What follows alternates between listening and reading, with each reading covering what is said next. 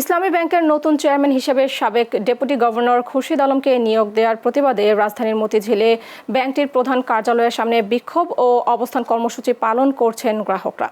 ইসলামী bank সচেতন গ্রাহক ফোরামের ব্যানারে আয়োজিত এই কর্মসূচিতে শত শত গ্রাহক অংশ নেন। বিক্ষোভকারীরা অভিযোগ করেন, নতুন চেয়ারম্যানের নিয়োগ ব্যাংকের সুশাসন ও স্বচ্ছতার প্রশ্নে উদ্বেগ তৈরি করেছে। এদিকে আন্দোলনকারীরা প্রধান কার্যালয়ের সামনে অবস্থান নিলে পরিস্থিতি উত্তপ্ত হয়ে ওঠে। এই সময় পুলিশের সাথে বিক্ষোভকারীদের ধাওয়া পাল্টা ধাওয়ার ঘটনা ঘটে। এ সময় কয়েকজন আহত হন। পরিস্থিতি নিয়ন্ত্রণে রাখতে ব্যাংকের প্রধান কার্যালয়ের সামনে অতিরিক্ত পুলিশ মোতায়েন করা হয়েছে। তাকে আমরা মূলত আজকে এখানে প্রবেশ করতে দিব না। সুতরাং আমরা এখানে আমাদের কার্যক্রম পরিচালনা করব।